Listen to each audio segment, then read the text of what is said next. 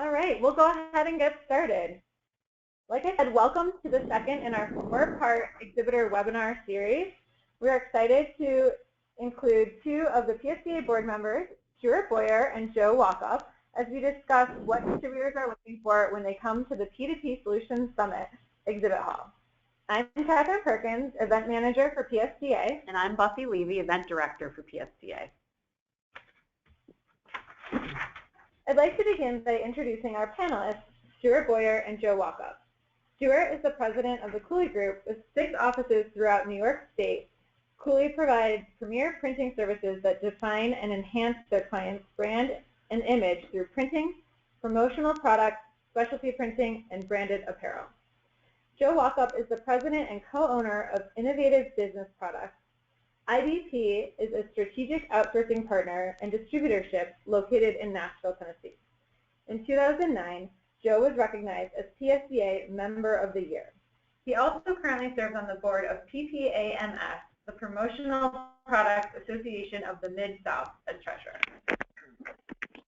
We will review important deadline dates to save you money, ways PSDA is enhancing the 2016 P2P Solutions Summit to make it a successful show for you, our exhibitors, and how to best engage the distributor audience at P2P. We will then open our discussion to our panelists, who will review the importance of exhibitors effectively communicating their value proposition at P2P and discuss what attendees are looking to learn while on site at the P2P Solutions Summit. As a reminder, the exhibit hall move-in will be on Monday, April 11th from 8 to 5. At 3:30 p.m. in the exhibit hall theater, we will be hosting an exhibit manufacturer workshop and orientation, business branding for manufacturers with Bruce Cameron. Through this interactive session, you will identify the business in which you are engaged by focusing on what is essential to your business, find a focus for your company's point of difference, and be able to articulate to others why they should partner with you on business. Following the orientation, exhibitors are invited to join the networking game night reception. The exhibit hall will open on Tuesday, April 12th at 11 a.m. There will be a happy hour on the show floor beginning at 4. Move out will take place on Tuesday after the hall closes at 5:30. However, if you'd like to attend the night out in Nashville on Tuesday night, you can choose to move out on Wednesday morning. Also, please note that the discount deadline date for all Shepherd orders is March 13th. Be sure to place your orders prior to this date to receive discounts and take advantage of saving opportunities. Finally, if you haven't paid the final balance on your booth space, please do so this week, as the deadline date has already passed. Now I'll turn it over to Buffy. Hi, everybody. In 2016, PSDA is working hard to increase exhibit hall traffic at the P2P Solutions Summit by increasing the benefits associated with the exhibit-only badge. We've enhanced the PSDA Theater, adding sessions throughout the day, including sessions presented by PPAI, the Promotional Products Association International, Peak Award case studies featuring successful partnerships between manufacturers and distributors, and also presentations from sponsors and new vendors. You asked and we listened. So based on feedback from last year, we're staggering the peer group time in the exhibit hall, so there'll be a consistent flow of traffic throughout the day. We'll continue to offer a happy hour on the show floor, and we've also centrally located the PSDA booth in the exhibit hall. Here we'll be providing attendees with both educational and fun offerings to add to their overall show experience. We're working hard to attract the distributors you want to see in Nashville, and we're using a variety of marketing tactics to accomplish this, including targeting key member distributors and also leveraging industry partnerships with regional organizations. Our main focus is to drive value to your exhibit hall experience by bringing you the quality audience that you expect to see in your participation.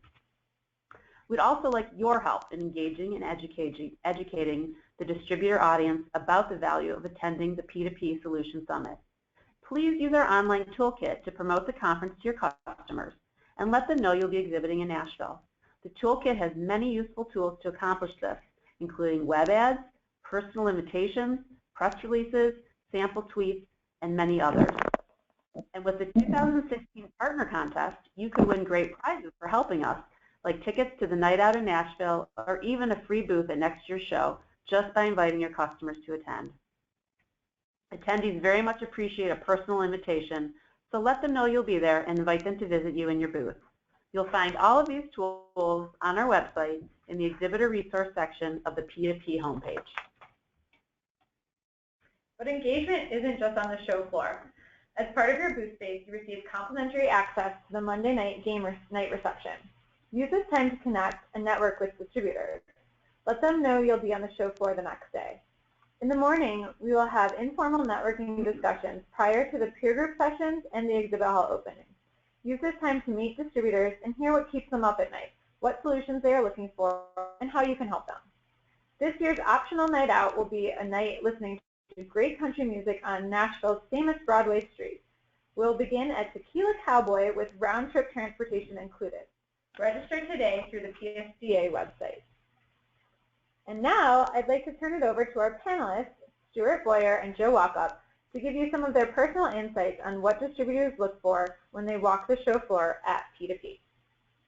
Great. Thank you, Catherine. Appreciate it, and thanks for the opportunity to be able to talk to everybody. My name's Stuart Boyer, and again, I'm the president of the Cooley Group. And what I'd like to talk to everybody about briefly is just one of the reasons why what we are doing as a distributor and how we're approaching the P2P. I am bringing 4 people to Nashville for the P2P. All of the people that I'm bringing are experienced with over 10 years in the business, as it just happens, and have attended various regional and national events over their years in the business.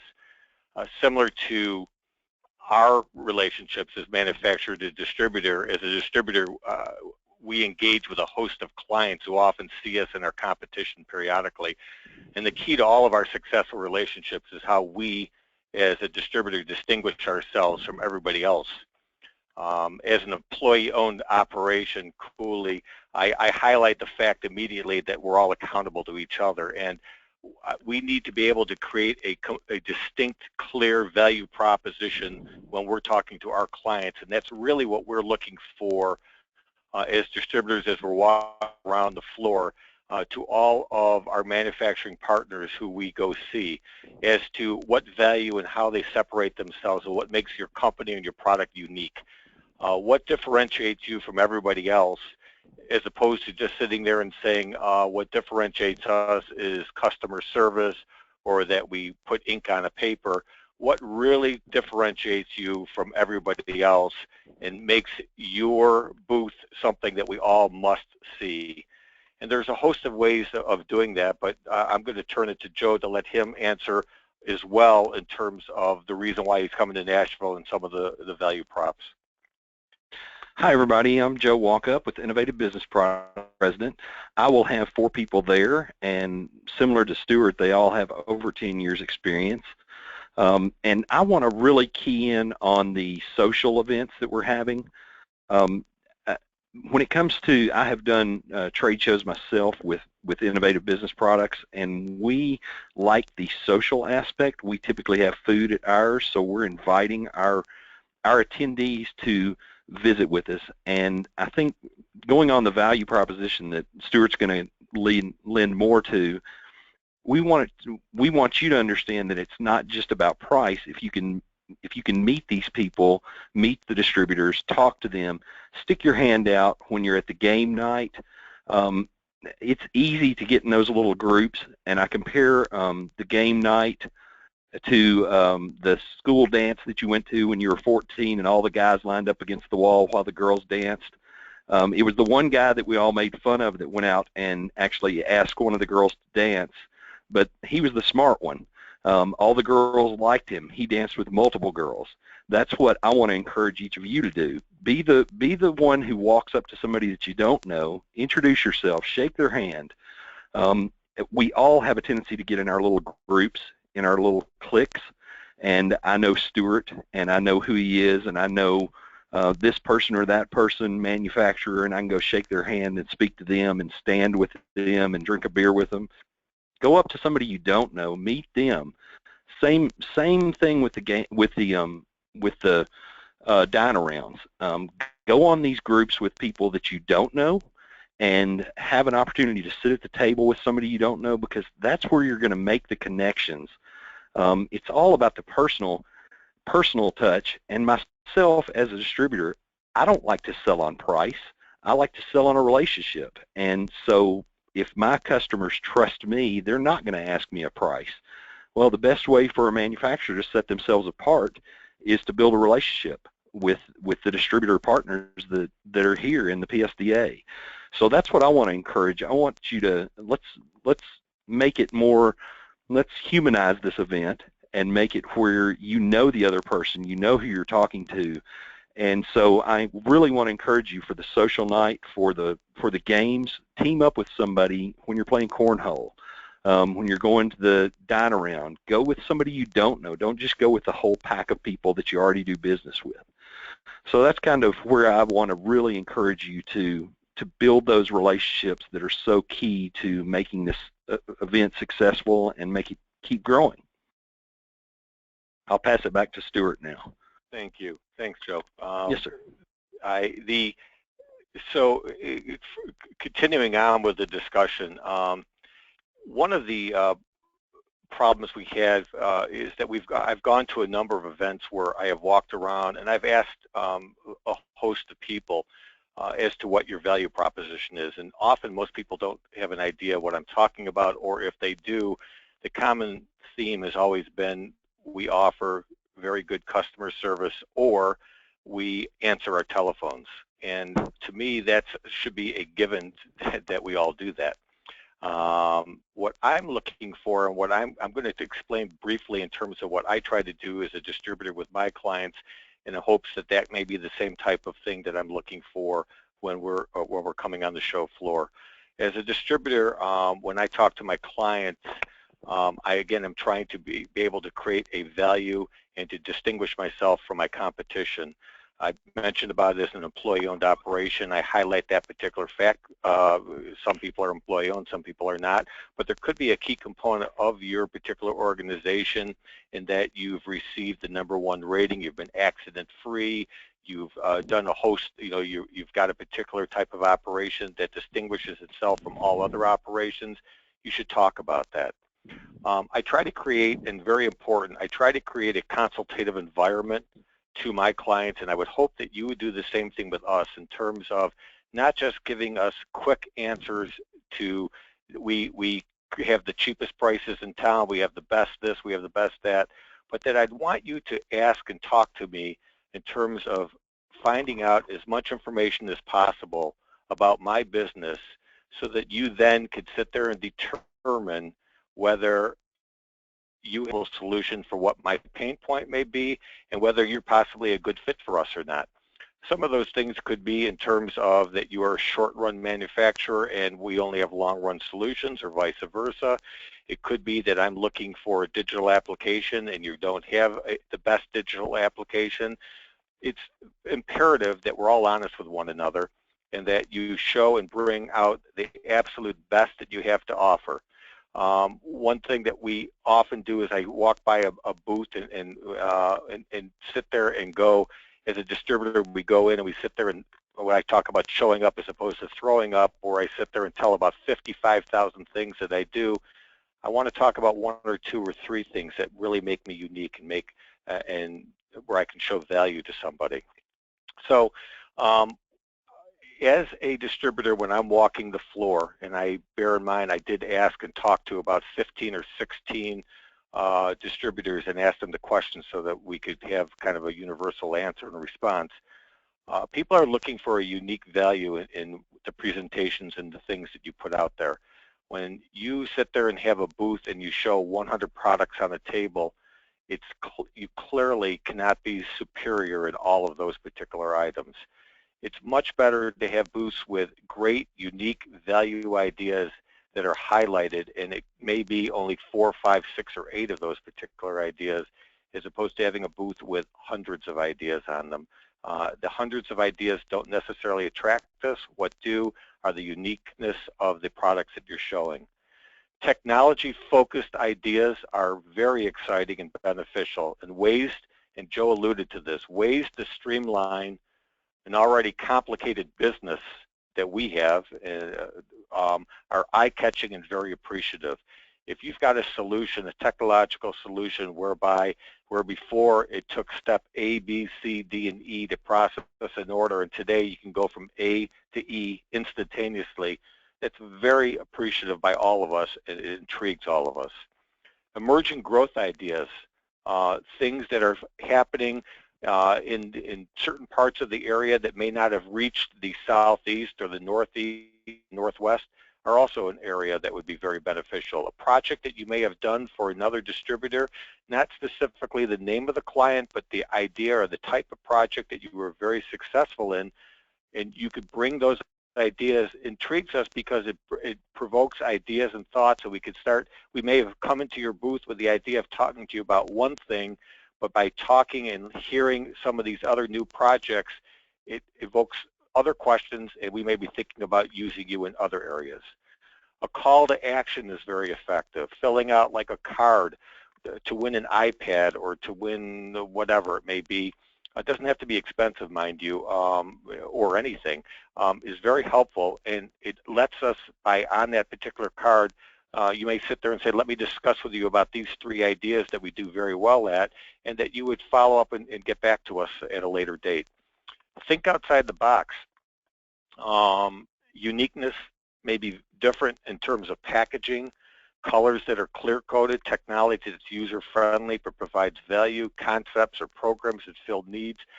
Think of things that are unique and outside the box. That would be very beneficial to all of us. And if there's one area that provides intrigue from all of us, it could lead to further discussions and take us off into a whole different area that we never even thought was possible, and we don't even know about at this point in time. Vocational programs and ideas are very beneficial. Ideas for, like, I don't know, if you got ideas for the cardiology community or wellness programs, would be exceedingly beneficial, just to show where people can take and they say, okay, I've already dealt with one cardiologist, I would love to go into a whole group of them and not have to reinvent the wheel every time. White papers, case studies, and defined ROI help all of us, and any way that you could show that, where you can sit there and identify some of those things, would be exceedingly beneficial. Just telling us why programs have worked, how they've been successful for other distributors, and and backing it up with documentation would be exceedingly beneficial. Supplemental branded material, both digitally and in hard copy.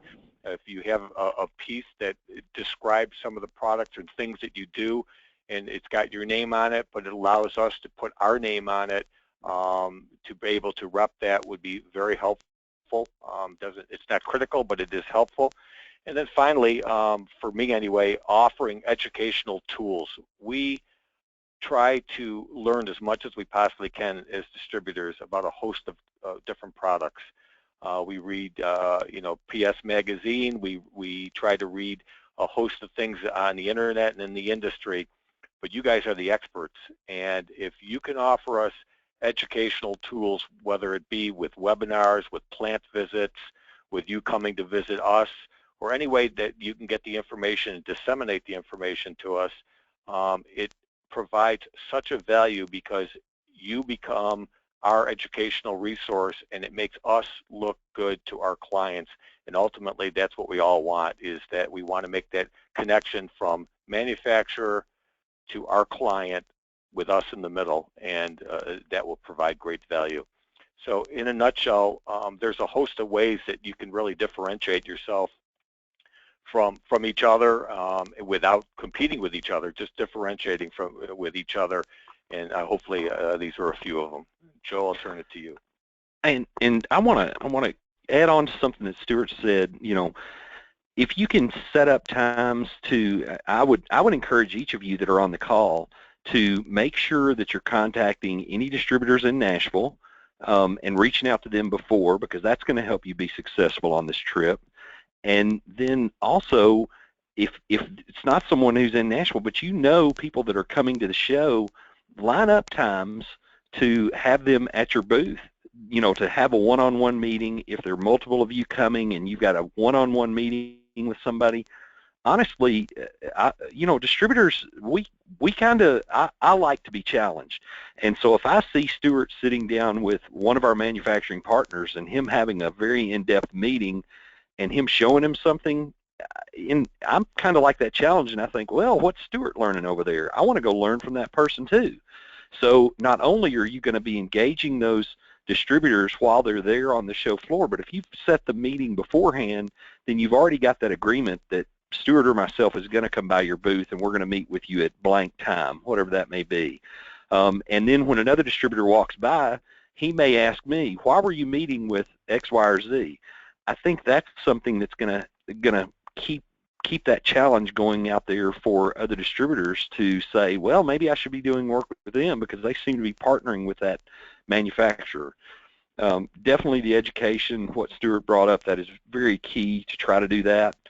The other thing that I really want to talk about from a follow-up standpoint, when I've done trade shows, my biggest thing that I do after a trade show is I come sit down with all the people that I met. I'm still a huge believer in handwritten notes. Now, depending on how many people you meet, you may not be able to do that, but I can tell you after a trade show that I did, within a week's time, I had followed up with 90 handwritten notes. I couldn't sit down and write 90 of them at once. How do you eat an elephant? You eat it one bite at a time. I would do, 5 in the morning, 5 in the afternoon until I was done. Handwritten notes. Follow up with more than just sending out a packet. If you just send me a packet, a nice 9x12 pocket folder with a bunch of samples in it, it's going to kind of get lost. You've got to follow up and you got to give me something. Oh, Joe, you remember when we sat down and we talked about this is something that you told me.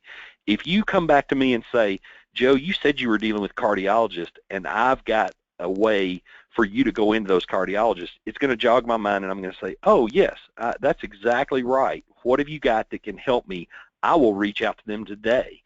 So follow-up is key. I typically come back. I will connect on LinkedIn. I'm a big believer in that. LinkedIn, I will look at social. If you're on social media, if there's a way I can connect with you that way to learn about you, because then again, we're bringing back that personal touch. If I learn that you're a fan of the Tennessee Titans, I'll send you my condolences at the beginning of the year because they're going to have a horrible year again next year. But I'm going to want to learn how to connect with you on a different level. That just makes it easier for me to talk to you and to want to do business with you. So to me, the follow-up, as much as you got to do your homework on the front of the conversation, you got to do your follow-up on the back end, because if you don't, it's not going to be successful. And I can tell you from trade shows that I've done where I've gotten someone into it that is cold, I have made them warm and I've done business with them after the fact.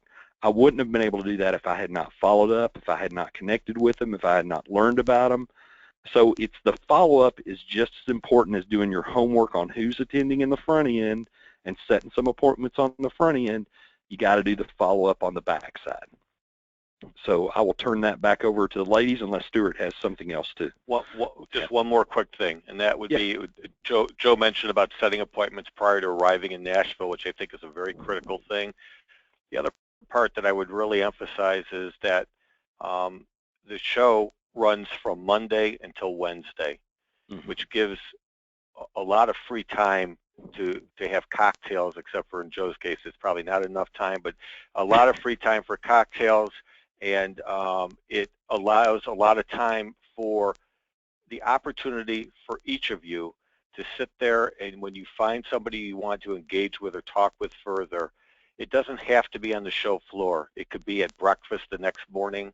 It could be after the show one day. It could be in Nashville that you say, I want to go into town with you and let's sit and talk. It could be at the dine-around, or it could be at another time at a later date. But it gives you that opportunity to do demos, to talk further, to be able to do something where it's in a quieter setting than maybe on the show floor, and gives you that leg up to be able to start the conversation quickly as opposed to having to wait or two later. So if you want that FaceTime, there's plenty of it, and there's a lot of distributors there who would welcome that opportunity to be able to sit down and have breakfast and see a demo or something a little bit more personal. Correct. And that is what I've got.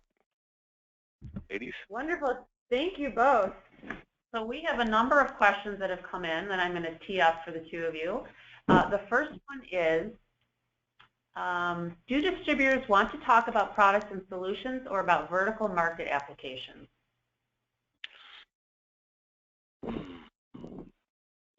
So is the question an either-or proposition? It says or, but I'm not sure exactly from where the question is at.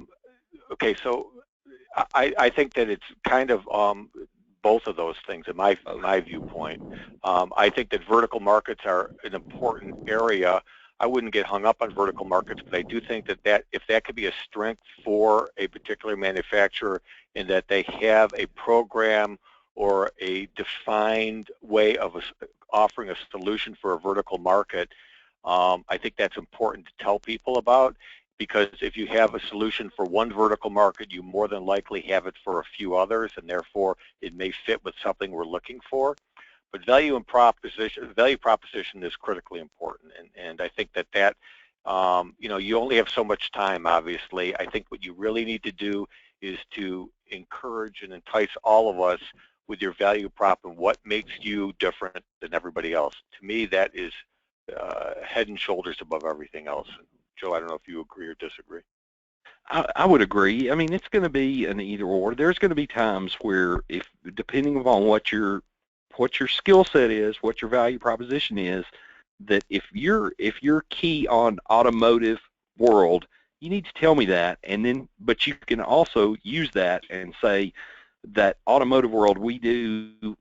I'm going to use labels. We do labels, and they're primarily for the automotive world. But we have seen distributors have success in the warehousing and distribution space with the same product. Tell me that on the front end so that I know, and that's where I think it can be an either-or thing. Okay, our next question is, do distributors want materials to bring back, or would they prefer materials sent or mailed after the show? I'll take this because I've been to a lot of trade shows. I've been to the promotional world trade shows where they give you all the goodies, and I typically don't want to carry it back. I want, now, when I typically work a trade show, I will walk through, and when I see that thing, that whatever that I say, I'm going to take that back and I'm going to use that, I will pick it up and I will take it back with me. But typically, I don't want to carry a lot of stuff back with me because we all know, I mean, I can look at my office right now and I've got 3 different stacks of stuff, and some of that is important and some of that is not important. And God forbid you give me a big packet and it gets stuck in the not important stack, and unfortunately I may not ever get to it. So if you give me a ton of stuff, I'm better off. One of the things that Stuart talked about was the case studies and the white papers. Give me something like that that I'm going to read. You know, I'm going to plan a time during my day where I'm going to look through a case study and I'm going to see this is how I can give you, for instance, from the Print Solutions magazine years ago, I saw a mail piece that was done by somebody, and I can't remember the distributor that did it. I called that distributor from the magazine and talked to him about it, and I in turn sold it. So to me, it was a case study. It was a white paper that I learned, and I picked up the phone and called from that. So teach me how to do something that Stuart and I talked about before the call, is if I know that some manufacturer has done work with Stuart and they happen to say, we've done this project for Stuart, I know Stuart, so I can pick up the phone and call Stuart, and then I'll talk through the manufacturer and through Stuart and learn how to do that myself. So that's the way I like to work a trade show. Now, Stuart, you can echo what your thoughts are. My thoughts are very similar. I feel as though the materials, only in rare situations do I want to pick up materials at a show. It's cumbersome, it's difficult, and quite frankly, a lot of times after or during a show, especially when there's a number of things that you pick up, they get bundled together, and it's difficult to remember where they came from or how and what the application was. To me, the most effective means would be, it goes back to what Joe said, and that is about follow-up. That if I'm sitting there and talking to you about automotive labels, and that is our discussion, it would be very beneficial for you to follow up by sending the material with a personalized follow-up directed to my questions at the show, how you are addressing it with the material that you're sending, and to sit there and to set up an appointment to have a further discussion so that we can continue on the dialogue and solve these particular problems and create solutions for that. So I much would prefer having material sent, and I realize that could be an expensive proposition, but it also is a situation whereby the material that you'll be sending out, hopefully, will be directed and will be very beneficial to you, because it's going to be going to specifically to people that are requesting specific information. And the next one says, will a pre-show direct mail piece bring you to my booth?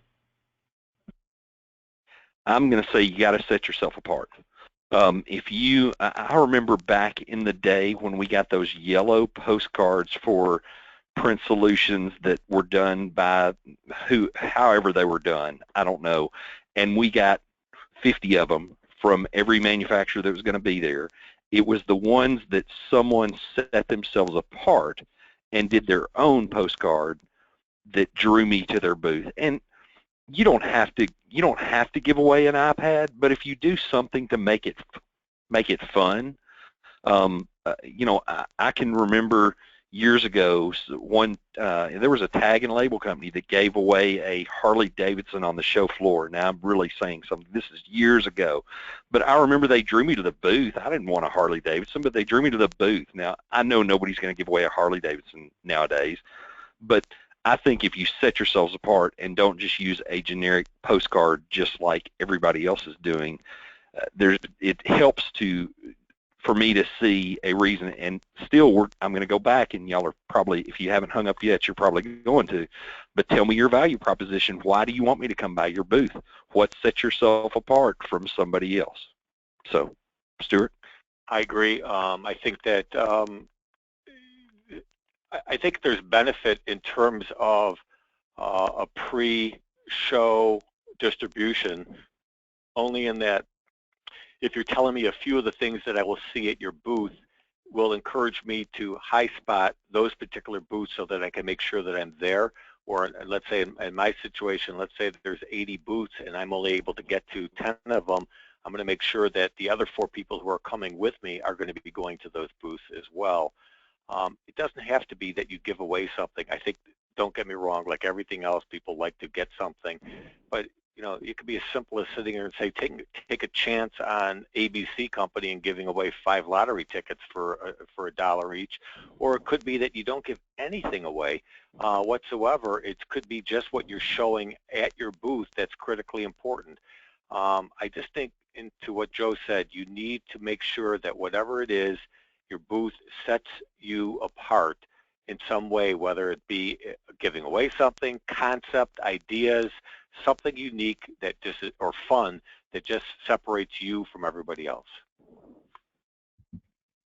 And Joe, just so you know, no one hung up. Good. Okay, our next question is, what is the best way to find out who makes buying decisions at a distributorship? Well, there's going to be a lot of principals at the show, and to be very honest with you, a lot of times it's going to be, there's a whole host of different ways it goes. In our organization, the salespeople, the people that are coming with me are the decision makers, and they can buy what they want to. The CSRs can also do that. And do that for the salespeople that they support. So typically the people that are going to be coming to the show more than likely are decision makers and can purchase products, or if nothing else, they could be influential in that decision-making process. I would echo that. I mean, I'm going to be bringing a sales rep and 3 CSRs. So each one of those people has a decision-making capability.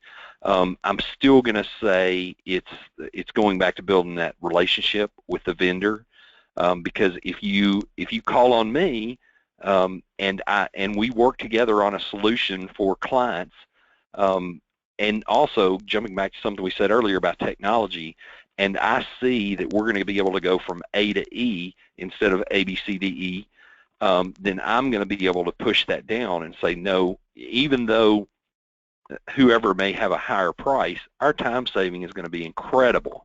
So, and my people understand that, because we know that, time is money, and we don't have any more of that. So there are times it's going to come from me as a principal, but the other people that come with me are going to have that opportunity to make that decision as well. So it's kind of across the board, but if you build that relationship with the company, and still if you're reaching out to us and we know who you are, it's going to set you apart from everybody else. Okay, we'll just do a couple more. This person would like to know, when you talk to other distributors, what are the top 3 top-of-mind issues you discuss among your peers? Well, I'll start off. Absolute number one top of mind is technology. We are all put into that situation today, and it's technology is king. Everything is driven from the top down, and so it doesn't mean that you have to have the most sophisticated technology application in the world, but anytime that you can utilize and apply technology with the services that you provide automatically puts you a leg up on everybody else.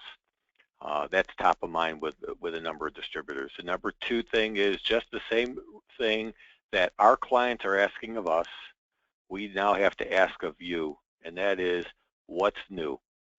They always are sitting there and saying, what's unique, what's new out there? And we need to find those particular products, services, or applications that we can introduce those to our clients. Anytime, it could be an existing product, but done in a little bit of a different way or a different manner would go a long way in terms of bringing that type of thing to our clients. Joe? I'm going to agree with you, and the one other thing that I'm going to throw in there is responsiveness.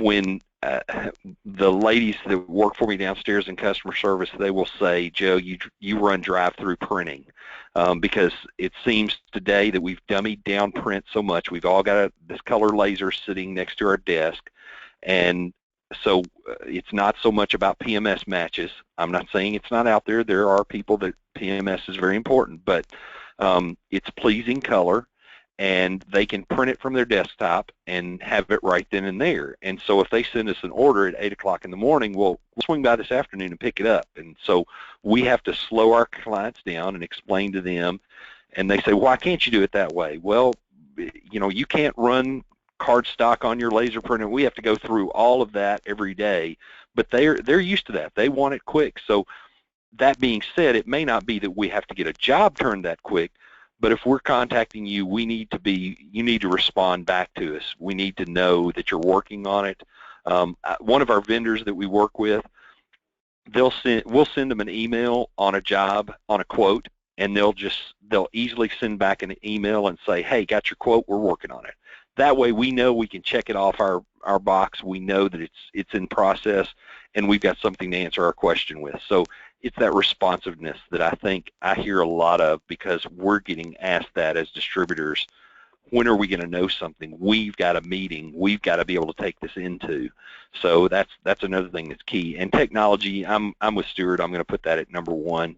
That's what we're asked for. That's what we're questioned about every day. And so we're going to ask you about that. And it's going to get you away from being on a price thing if you can show us how technology is going to make it easier for us. Which is ironic in that, to this point, we have not mentioned price in anything in any of our discussions. Right. While it's a concern out there that everybody thinks that price is the key component of everything, and that distributors, that's all they're asking for, and unfortunately many do. I will tell you, I can only speak for our 2 organizations. Price is truly not only secondary, but it's even further down the list than all of that. We have to bring value to our clients, and when we bring value to our clients and we show them how we differentiate ourselves, they don't ask us about price. And my gosh, we're not going to ask price of you guys either. Price should not be the focal point of our conversations in Nashville or anytime thereafter, because what Joe's organization and our organization is looking for are strategic partnerships and strong strategic partnerships with each and every one of you, so that we can, build our business, both of our businesses, going forward on those strong strategic partnerships. Wonderful. Thank you guys so much, and thank you to everybody that submitted questions. We truly appreciate it, and think that this has been a very lively discussion, and hopefully you found it useful for your time in Nashville.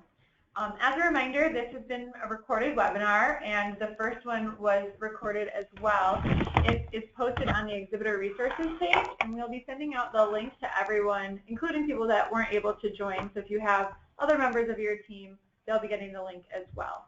I want to absolutely thank our panelists, Stuart and Joe. You guys did a phenomenal job, and we truly appreciate the time and look forward to seeing you in Nashville.